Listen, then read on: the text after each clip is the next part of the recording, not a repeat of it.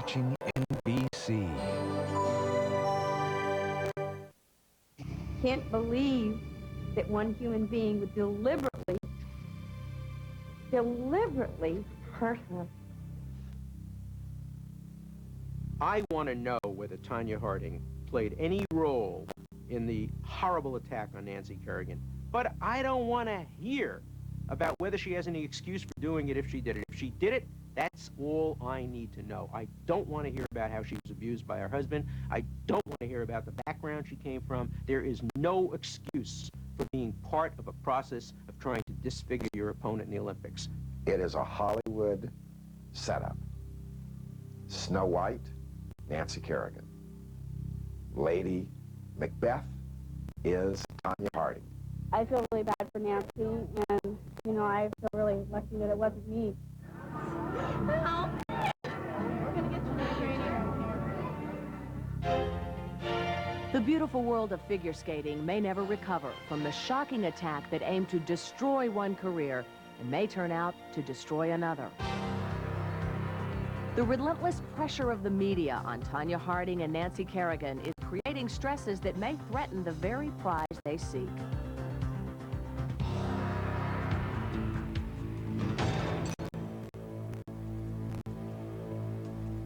Why is it that we just can't seem to get enough of this drama between Tanya Harding and Nancy Kerrigan? It is compelling, though, isn't it? It's being called Scapegoat, and this story of the dueling ice princesses is spinning out of control. Hi, everyone. Thanks for joining us. I'm Lisa Gibbons, and in just a little over 48 hours, the skaters will take to the ice for the final chapter. Now, the story of Tanya Harding and Nancy Kerrigan is also the story of their sport, in which the competition is about perfection of form, a contest of pretty pictures. It was a pretty picture, was until the stunning January 6th attack on Nancy Kerrigan, followed by the aftershocks that we are still experiencing.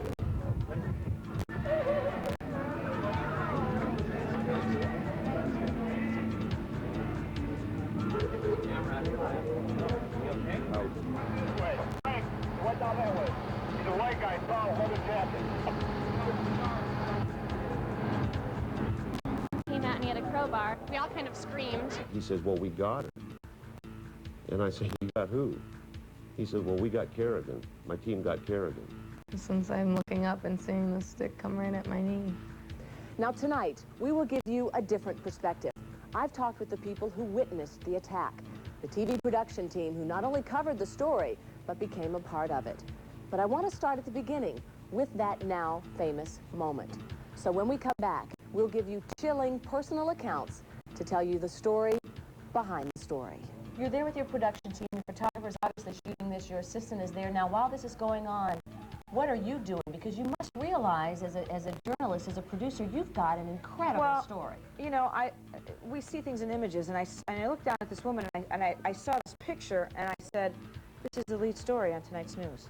I come around to the front, got down low, went into her face, and that's when they asked her, Nancy, what happened? And that's when she said, a man hit me with a big black stick.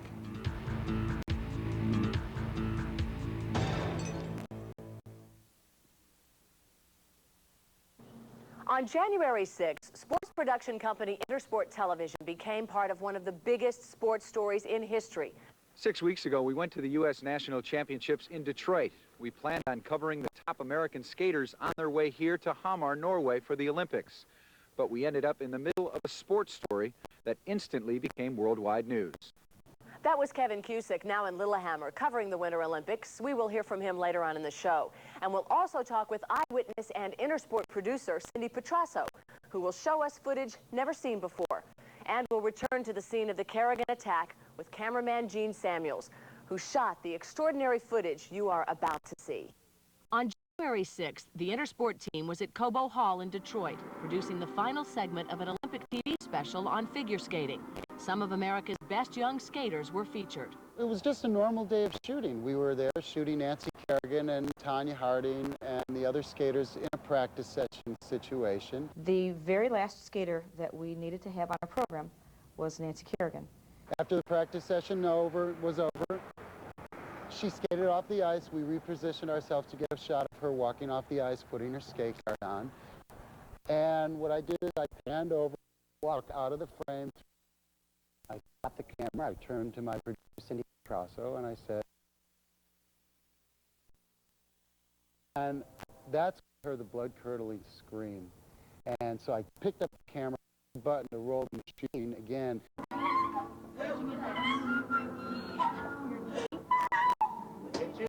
Mary. Who hit you?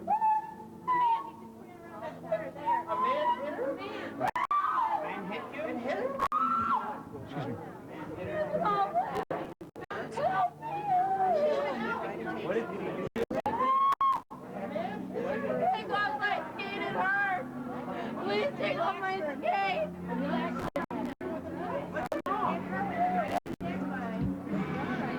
Why am I gonna skate? What happened? She said some guy hit her. Hit her? Some man hit her. Why?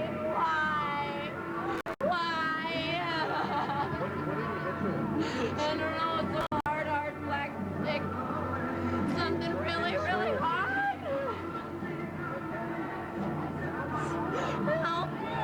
We're gonna get you to the trainer.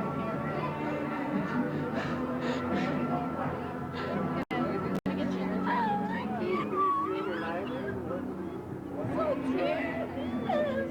scared. It hurts so bad. Gotta get in.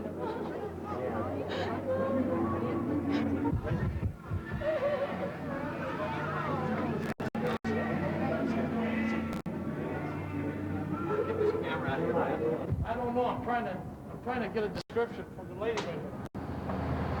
Did the guy go and get outside? I just heard a smack, and somebody ran through the corner. The girl was screaming. This way. Frank, went down that way. The white guy saw a white jacket. I saw him. The tall white guy with a leather jacket on. It was that point when I saw a rush of security people run past me. And what we did is we came through this door. We had to kind of go underneath the bar of the door. And that's when I followed a security guy out. And we started running down the way here. Tall white guy they said. Tall white guy was actually. Large man, about 6'2". So he went down this way. When he was running, he ran and then he just went, came straight through the door. He ended up coming towards us with the crowbar, and then he ended up running down the street. The FBI and the Detroit police used the videotape to help in the search for the assailant. We really had a chance to view the tape in its entirety, and we could slow it down and go frame by frame.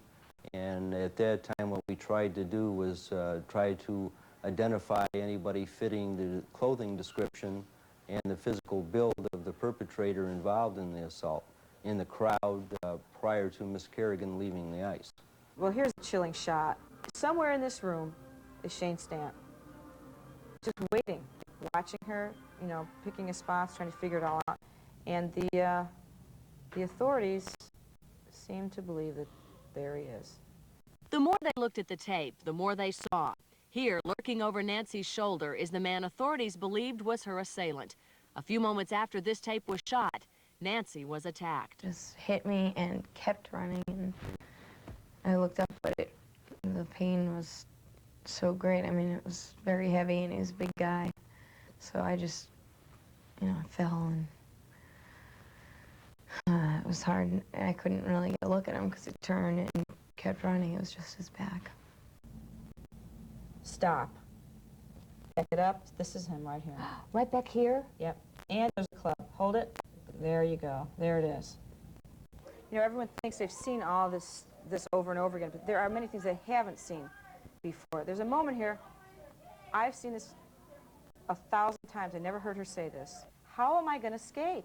Why am I going to skate? Oh, you know, when you, first of all, there's so many things that she said. She says, help me, I'm so scared, it hurts so bad.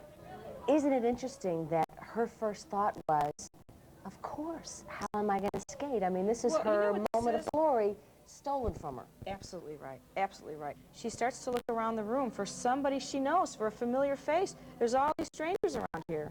She looks up and she calls for her father and says, Papa, Papa. Watch.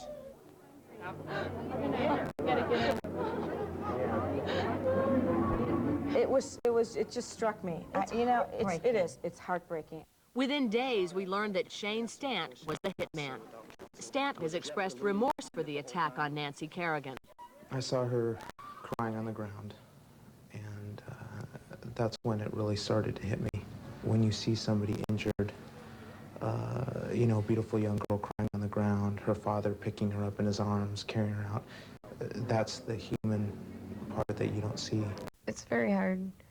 I can still, like, see the, you know, what happened in my mind, but it's hard to believe.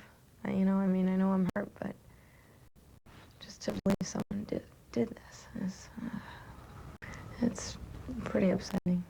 I mean, most hitmen, they'll do their act and they won't see the results. They're usually far away.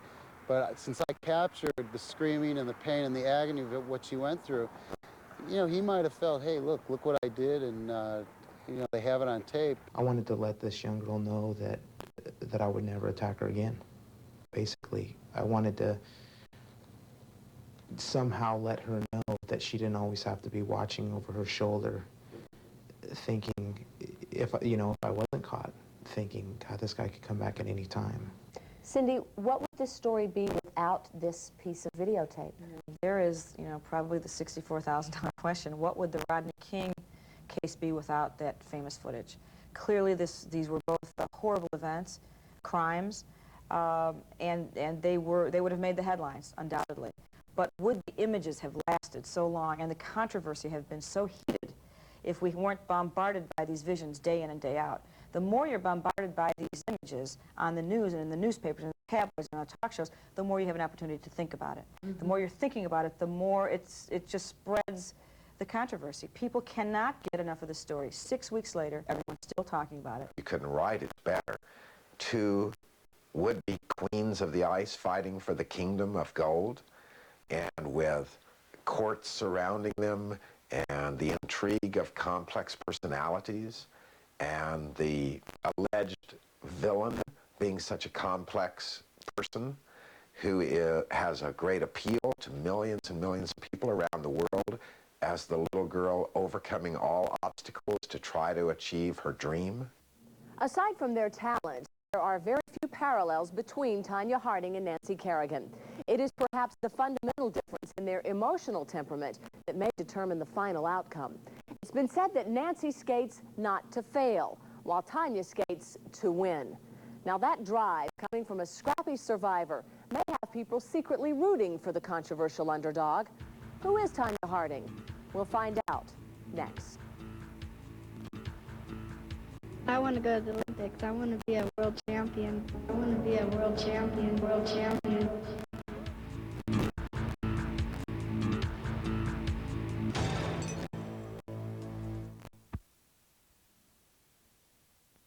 Shattered Glory, sponsored in part by Vanish Mildew Plus, the instant mildew remover that's also effective on soap scum. Something scary's hiding behind my shower curtain. Grungy mildew stains and dingy soap scum, too.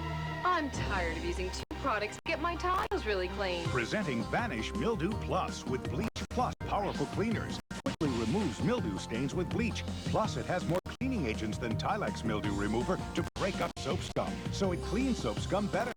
Now it's safe to go back in the shower again. Now get free Vanish drop-ins at checkout. See Sunday's paper for coupons and details from S.C. Johnson Wax. Nothing's worse than a congested, dry, irritated nose. That's why there's new Afrin Extra Moisturizing Nasal Spray.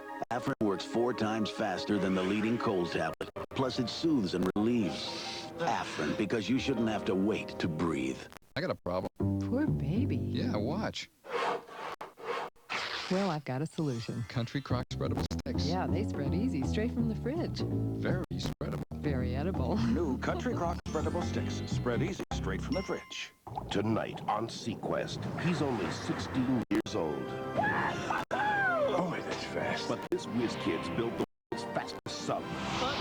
Unbelievable! This is a great ride. It's called the Stinger. And somebody's willing to kill for it. Focus! And next Sunday on on Sequest. I want the dolphin. William Shatner guest stars. Sequest, 7 Central, NBC tonight. The most successful family in music history. Michael, Janet, Jermaine, the Jacksons. Together for the first time in 20 years. Every generation of the Jacksons together on one stage for one historic night. Performing with Celine Dion, Gladys Knight, Smokey Robinson, Dionne Warwick. They're all together to honor Elizabeth Taylor and Motown's Berry Gordy. The event of the year, the reunion of a lifetime. The Jacksons, coming Tuesday to NBC. Olympic watchers may have been disappointed to learn the competitors representing the United States in the Women's Figure Skating Championships were not the dream team. The team did, however, produce 2 definite stars. The one who seems the most complex and interesting, Tanya Harding. How am I going to get there?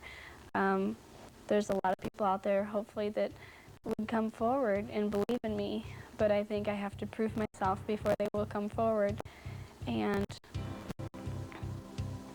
it's really hard.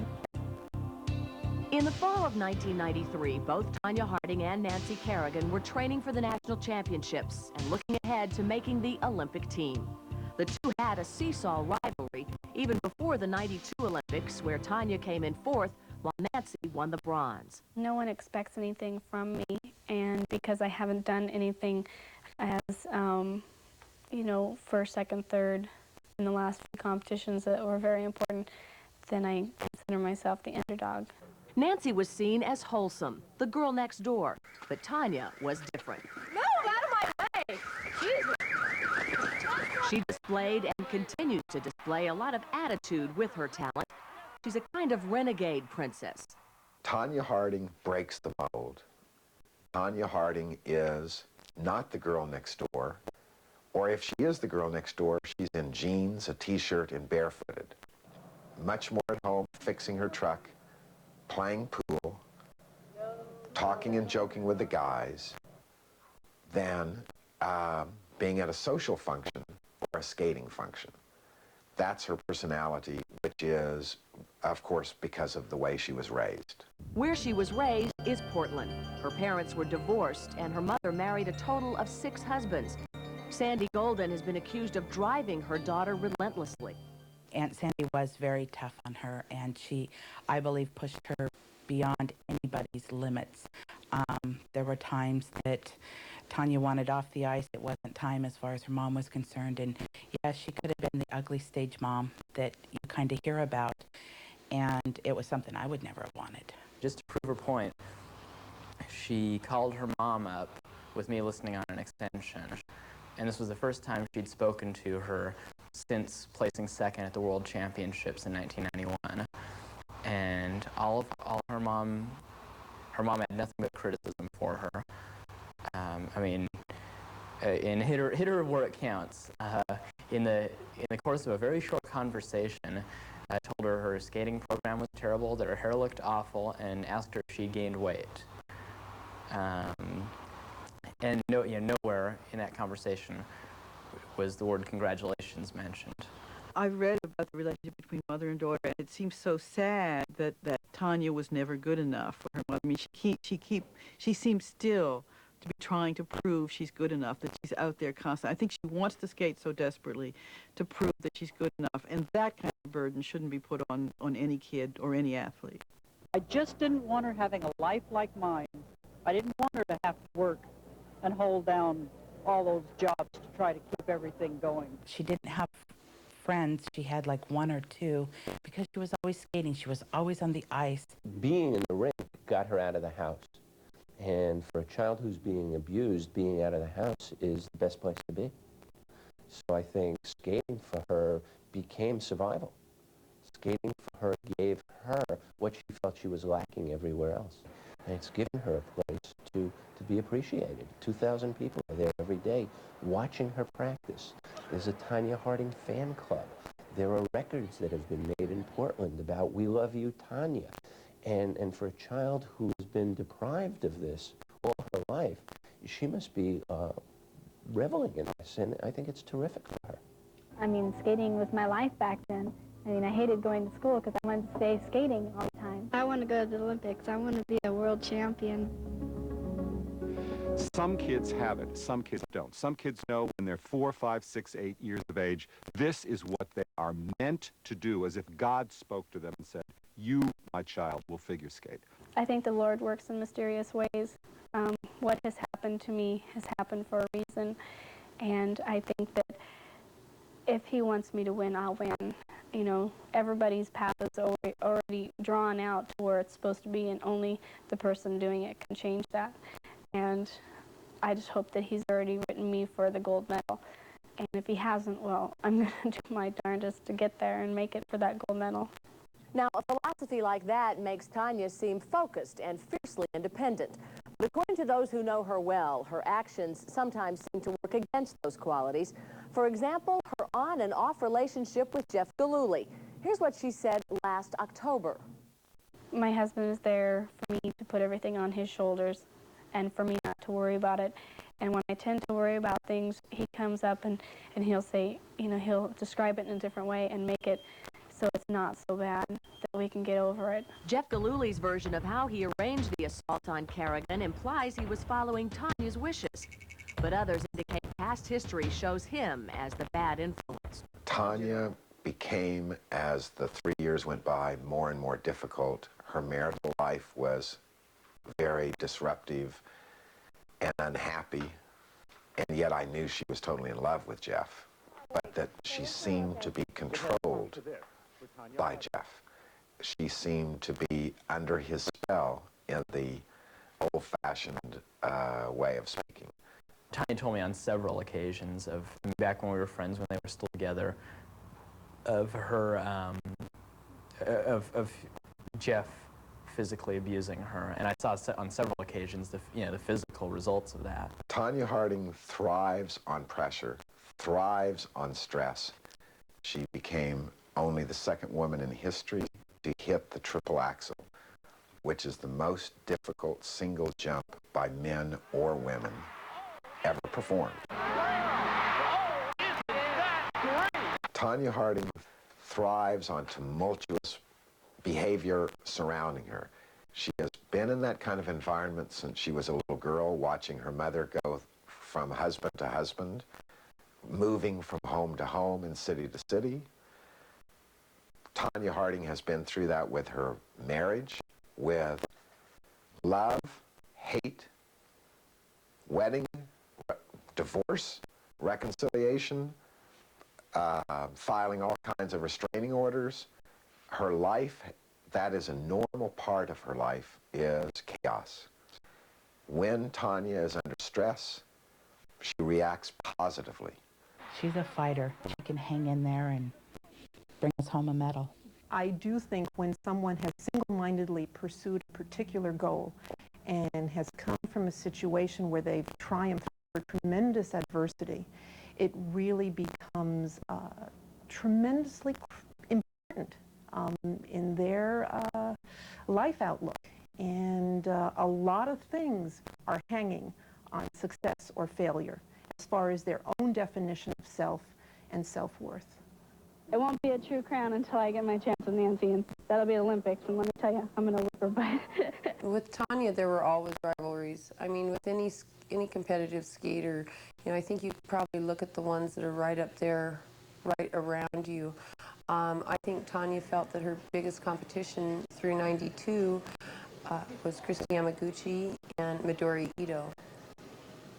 And after that, I would say that then she started considering Nancy her top competition. She used to make lots of jokes about Nancy's teeth and that she looked like a horse. There's 500 fabulous skaters, and there's 200, then there's 8, and then you are the top 5, 4, 3, 2, 1, and then you live in the United States, where if you're not number 1, who really wants you? It's nice to win a silver or bronze, but really, we go in this culture for the gold, and heaven help you if you don't make it. My dream is I would do a clean program. I mean, I've kind of had dreams where I've actually dreamed and seen myself doing a clean program, and, you know, and then I'm done with the program, and it's kind of all in slow motion, so it's kind of doing this, and I'm skating, and I'm doing this, and then I'm kind of like stopping, and ta-da, I'm like, I'm done, you know, and then I don't know how the little podium gets out onto the ice, and they've put the medal around my neck, and they're like playing some kind of music up on the sound system, and I'm just up there going, yeah. I'm just dancing, and I don't know why. And so, you know, I just picture myself as soon as I get up there, I'm just going to be dancing because it's going to hit me, and I know I'm going to be crying because I cried at Nationals, and it's just going to be one exciting moment that I'll never forget. Recently, Tanya told the press, when it comes right down to it, I have little dollar signs in my head. And she is not the only one. When we return, we'll follow the money surrounding these events. And later, we'll look at the soap opera lifestyles of some other well-known skaters. One of the magazine shows, they were willing to pay us $20,000 to locate Sean Eckhart. 10 minutes later, we got a phone call from one of the other competitors of the first call, and they wanted to double whatever the other show wanted to pay us. When there's a story like this, there is invariably a feeding frenzy.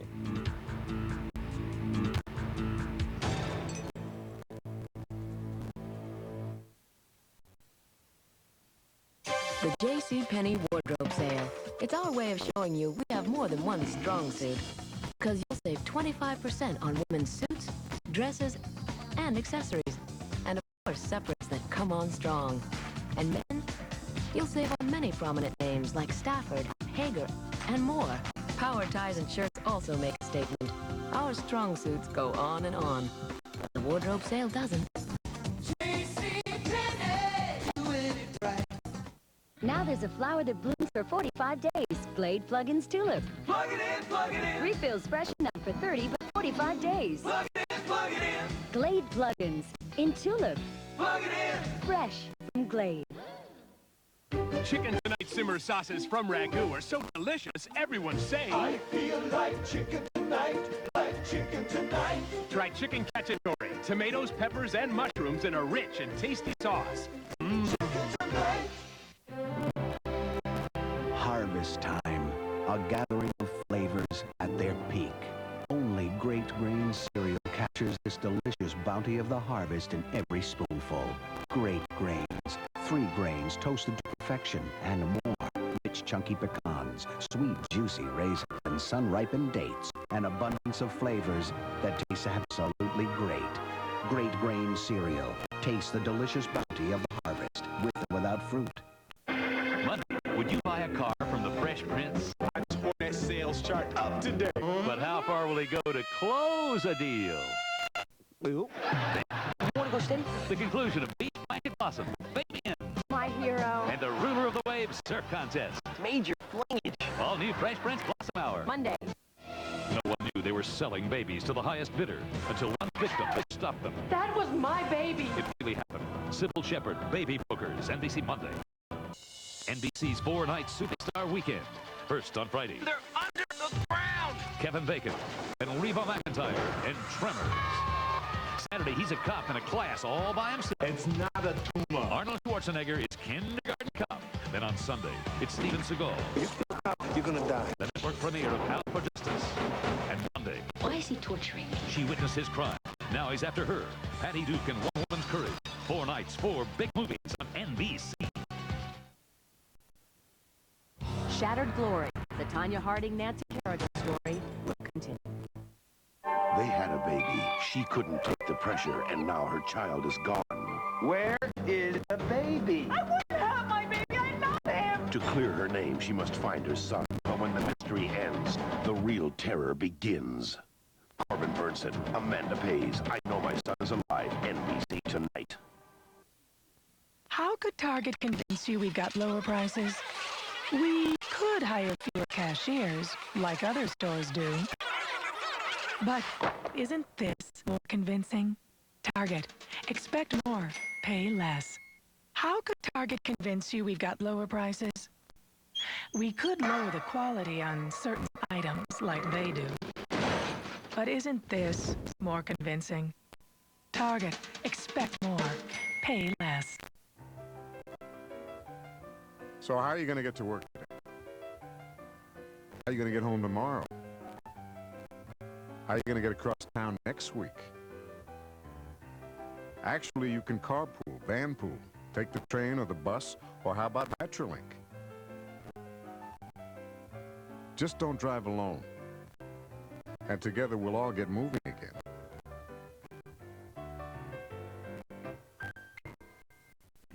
Bullies face their victims. Next, Sally.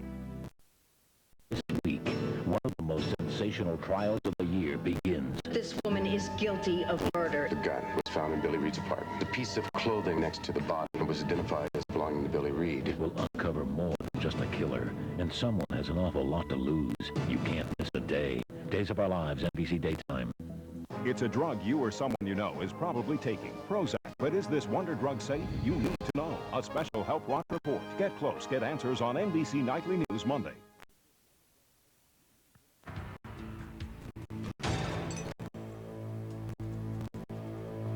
By following the money, we've learned a great deal about this story and the people involved. Financial interests have influenced key strategic decisions as well as the behavior of individuals. With big money comes big pressure. Nancy Kerrigan is already a winner financially. For Tonya Harding, it's a different story. To win, she must give the performance of her life. Figure skating has always been the showpiece of the Winter Olympics, but this year, the showdown between Tonya Harding and Nancy Kerrigan has lured even the most reluctant viewer into the drama. I think that people are going to tune in who have never cared the slightest bit about sports. Everybody who watches soap operas all afternoon is going to tune in because we've got the biggest soap opera ever going on that Friday night. And like a soap opera, the familiar is still compelling. I think it's a story that has so captivated people that no matter how many times they hear it, they're going to tune in and watch it again. Tonya Harding's arrival in Lillehammer is the result of a carefully crafted settlement agreement with the Olympic Committee. It was a brilliant strategy by Harding's lawyer to bring the lawsuit and to bring it where the suit was brought. Favorable venue, hometown judge, guy who looked like he might decide in their favor, timing perfect, and it gave the Olympics Committee an opportunity to fold with dignity, which is precisely what I think they did.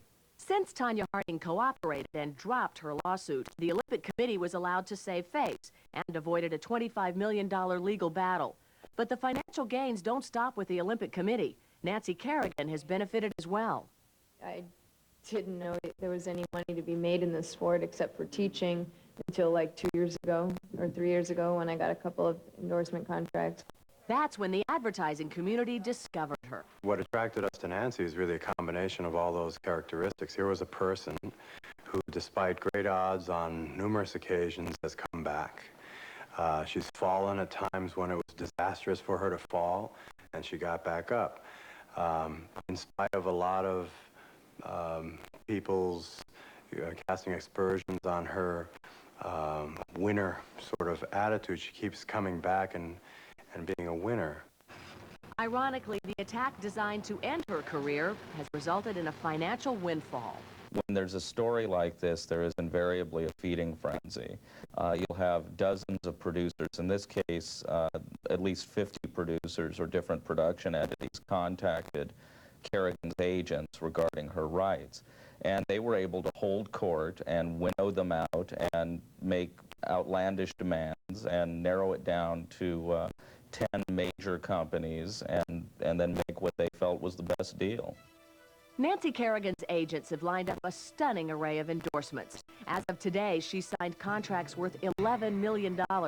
She struck a $1 million deal for a movie, an ice skating special, a book, and even a Nancy Kerrigan doll.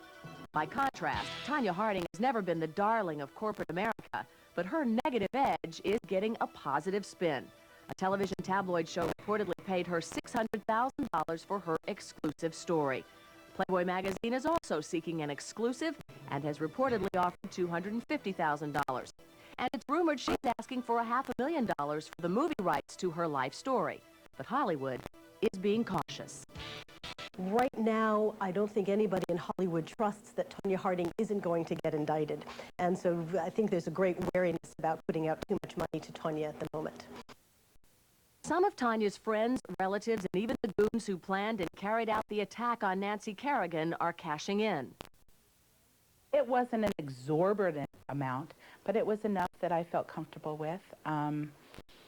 The first one I did with them was for $500, and so it'll help pay a phone bill and my electric bill, and I didn't do it by telling dirty garbage about her. I did it by being supportive and showing my love and concern for her. Whether it had been $500 or $250,000, the Tanya tales are for sale, and there are plenty of buyers. One of the magazine shows, they were willing to pay us $20,000 to locate Sean Eckhart. 10 minutes later, we got a phone call from one of the other competitors of the first call, and they wanted to double whatever the other show wanted to pay us. Jeff Gillooly, Harding's on-again, off-again ex-husband, who has admitted his guilt in the attack, has sold the lifetime rights to his story to one of those TV shows and can't and won't talk to anyone else. Shane Stant, the admitted hitman, asked for $100,000 from us to participate in this show. We refused. And Tanya's father, who at one time talked to anyone who would listen, won't talk anymore. He sold his story for money and a trip to the Olympics.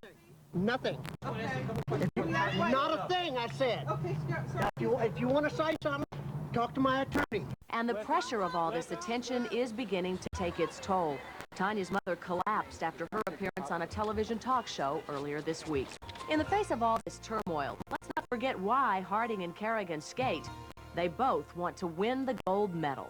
One of the things that's lost in this whole thing is that, Nancy Kerrigan and Tony Harding, they love to skate. They were little kids, 4 or 5 years old. It's been a tremendous sacrifice put into this.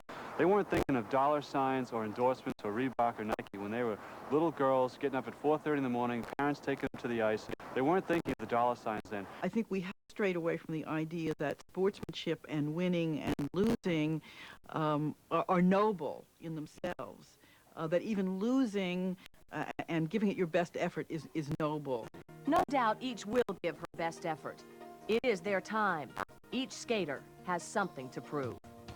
My job is skating, and what I love to do is skate.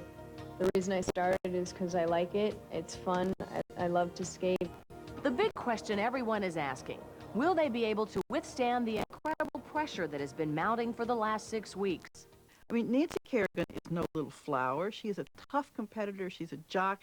She says herself, I'm tough. I'm a fighter. One thing people forget is that Tanya is a very good figure skater. Her blades on the ice, the way she lands jumps. I mean, people think of her just as this raw, powerful athlete, which she is, but she is a very good figure skater. Knowing Tanya, she's going to go for the triple axel in the long program Friday night. And when she does, the world will hold their breath. It will be one of the bravest, most courageous, go for everything in 1 second, in 1 split second moves in athletic history. She hits it. You better get ready on the podium for Tanya Harding because she's going to be there. As the final hour approaches, no one is neutral. Everyone is talking. Later, world reactions from Lillehammer. But next, is the competitive fervor in junior figure skating destroying the notions of fair play and healthy competition? We'll be back. There have been situations where parents take out a second mortgage on a house and tell a young boy or girl that they have to win, that if you don't win this competition, we're going to be out of money, we're going to be living on the street.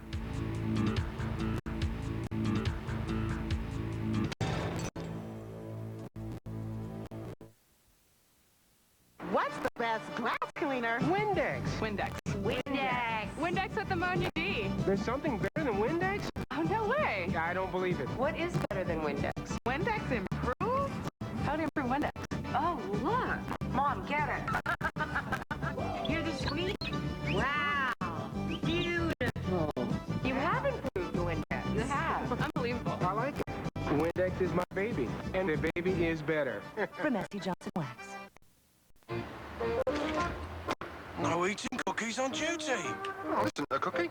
It's a fat-free Newton. You mean fruit and cake? I mean moist and chewy. Oh. A cookie is just a cookie, but fat-free Newtons are fruit and cake. Now there's a flower that blooms for 45 days. Glade Plug-ins Tulip. Plug it in, plug it in. Refills freshen not for 30, but 45 days. Plug it in, plug it in. Glade Plug-ins in Tulip. Plug it in. Fresh from Glade. Payless presents an athletic sale so big with so many shoes for so many athletes, it's called the National Athletic Sale. Prices start as low as $12.99 on a great selection of shoes for men, women, and kids. High tops, low tops, aerobics, even cross trainers for as low as $12.99. You won't find more athletic shoes on sale anywhere, but at these prices, this sale can't last forever. Go! Next on Sequest, he's only 16 years old. But this whiz kid's built the world's fastest sub. This is a great ride. It's called the Stinger, and somebody's willing to kill for it. Focus! And next Sunday, William Shatner guest stars. Sequest, NBC Next. In just 2 days, Michael Jackson, Janet Jackson, the Jackson 5, for the first time in 20 years, performing together with a salute to Elizabeth Taylor and Motown's Berry Gordy. You cannot miss the performance of the year, the reunion of a lifetime. The Jacksons, Tuesday at 9, 8 Central on NBC. She witnessed a murder. Now the killer is free. And this time, he's after her. Hattie Duke, One Woman's Courage, NBC 1 week on Monday. You only need to follow figure skating for a short while to find the bizarre climate that exists today among the sport's youngest competitors. The burdens of expensive ice times, extreme parental pressure, and excessive competitive jealousy weighs heavily on the shoulders of these young skaters, most of whom aren't ready to deal with the very real-life world of competitive figure skating. If you look at any skater who's at nationals or in Olympics or worlds, chances are they've spent close to $250,000. The family is investing so much time and energy and just so much money. Fathers are working 2 jobs, mothers are working 2 jobs. They have people driving kids to and from the rink. Gina Carby is a 12-year-old whose life, as well as her mother's life, is dictated by her skating schedule. Gina decided to skate competitively a year ago, and it's not easy for her family. Well, my mom has to take like 2 jobs since she's a single parent because she has to pay for the ice skating and it's quite expensive. This was a commitment and it was something that she really wanted to do, and I wanted to make sure she wanted to do it. And so then we looked at everything that we needed to sacrifice and we felt it was worth it. When we look at most of these skaters, they're not from families where parents make hundreds of thousands of dollars. So the kid, as soon as they become cognizant of this fact, as they get into 10, 11, 12 years of age, they feel that much more pressure that I have to win or I'm letting mom and dad down. This is a sport that breeds the ultimate stage mother. Pressure put on kids to fulfill their parents' dreams can actually be greater than the competition itself. So a lot of times the parents will push the kids, you know, will be screaming and hollering at them to get out there and stop, you know, standing around or try harder. When 9-year-old Jennifer Zerkowski is too tired to get up for her early morning workouts, her mother awakens her by saying this. You better get your butt up there or you'll get grounded. Sometimes she doesn't feel like skating and you got to push them a little, but if she's been sick or whatever, we don't force her to go out there. There was a skating competition I went to a number of years ago where a little girl did not skate well and her parents left her there. They told her to figure out a way to get home and they abandoned her at the rink. The young contenders can get the message early, win at all costs.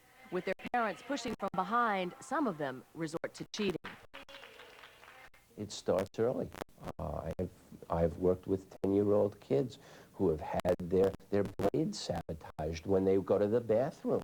I really wouldn't deter the kids from skating, but I would make sure that they're aware of what they're getting into, which we weren't. The kids don't have to go too far to know what goes on with skating today. Figure skaters have been making headlines across the world as this once pristine sport has given way to a new image.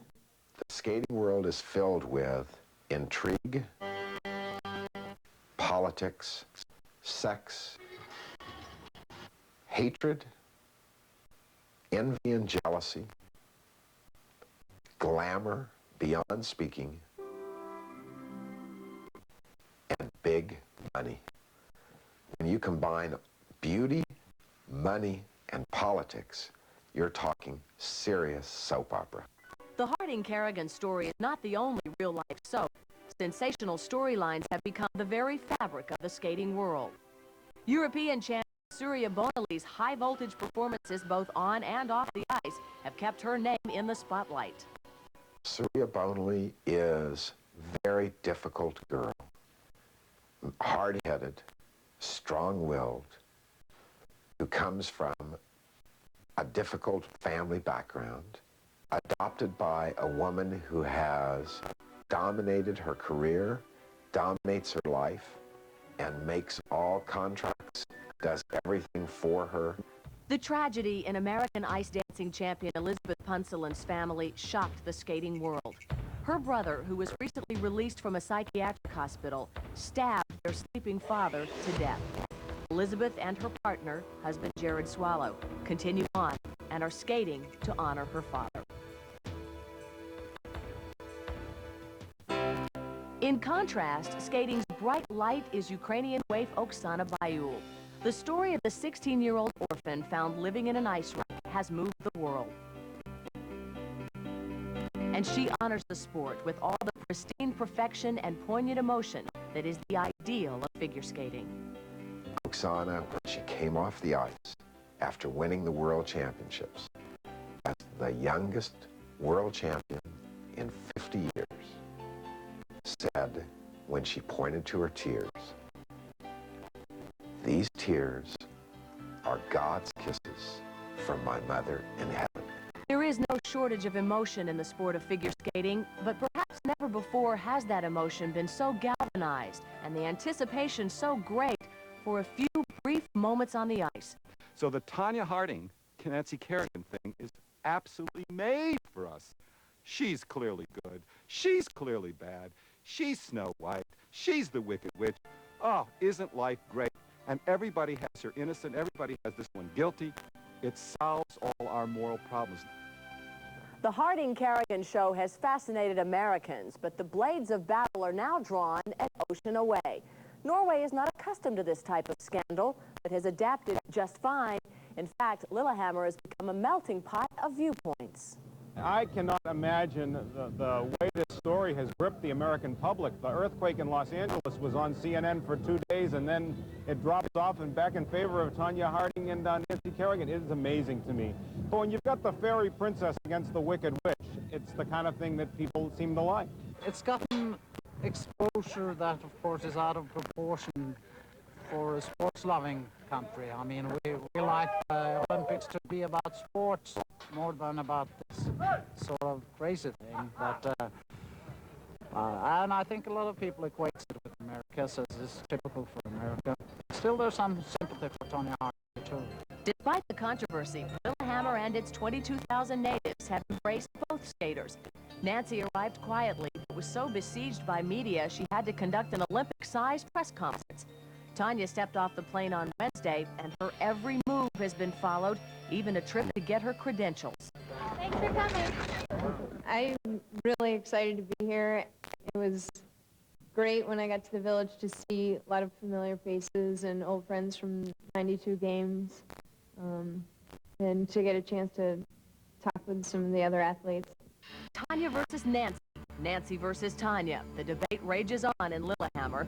Specifically in question, should Tanya have been allowed to skate? Well, I personally do not think she should be representing the U.S. team.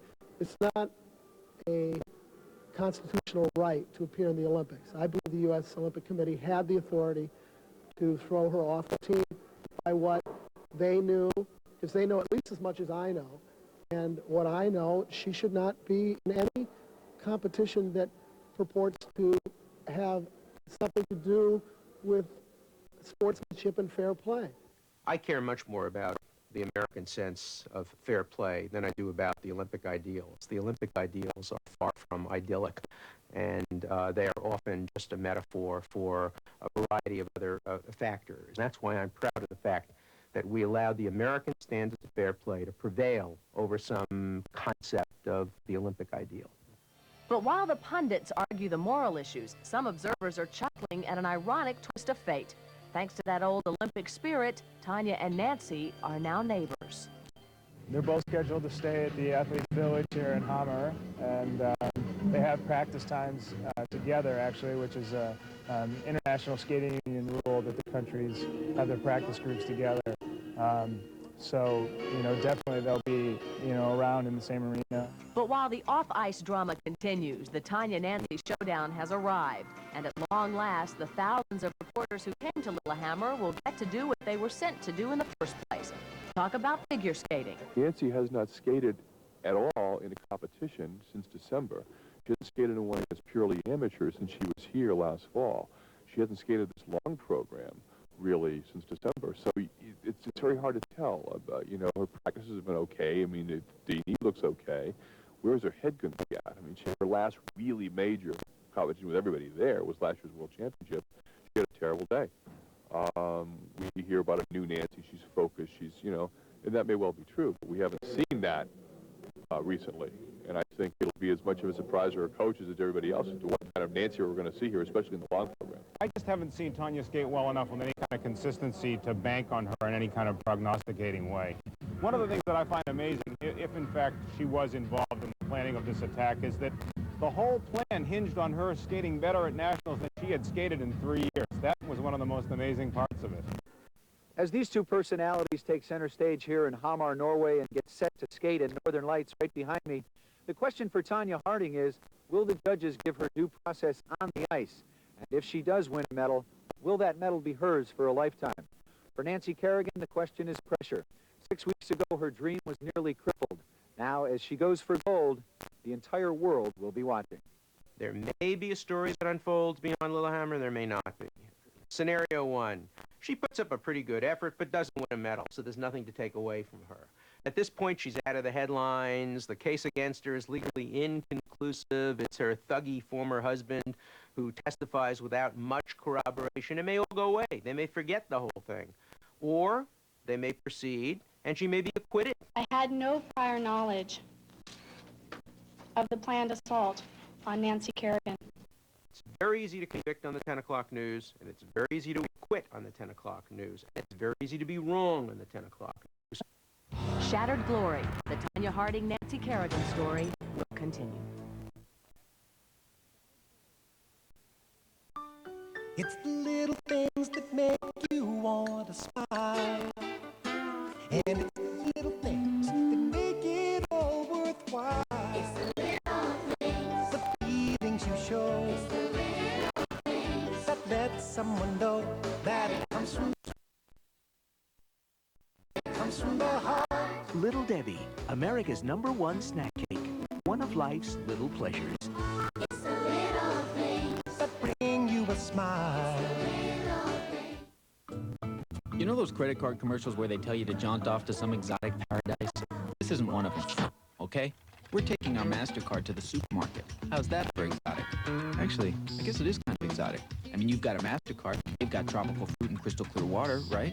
And now, no card is more accepted on the planet, including supermarkets. It's smart to use your monthly statement to keep track of your grocery spending. I mean, the supermarket isn't exactly paradise, but you can drink the water. MasterCard, it's more than a credit card. It's smart money. Room service. Ooh, cappuccino. New Italian cappuccino from General Foods International Coffees. Delicious. Like that time in Italy when we met. Yeah, you wanted to come over to my table. I just wanted your cappuccino. Well, you got it. Rich, creamy, tasting coffee with the flavor of Italy. So you just love me for my cappuccino. Can you blame me? Celebrate the moments of your life. New Italian cappuccino. This duck is one tough bathroom cleaner. Because Bathroom Duck has a unique formula that tackles tough soap scum and gets rid of grungy dirt. And Bathroom Duck waterproof surfaces to resist dirt buildup, making cleaning easier. Next time, every time. Bathroom Duck. Nothing fights tough bathroom dirt like duck. From S.C. Johnson Wax. It's the event you've been waiting for. It's the concert everyone is talking about. Jackson Family Honors. Now go backstage and see what no one else has seen. Only on Dateline at a special time Tuesday. Coming Monday.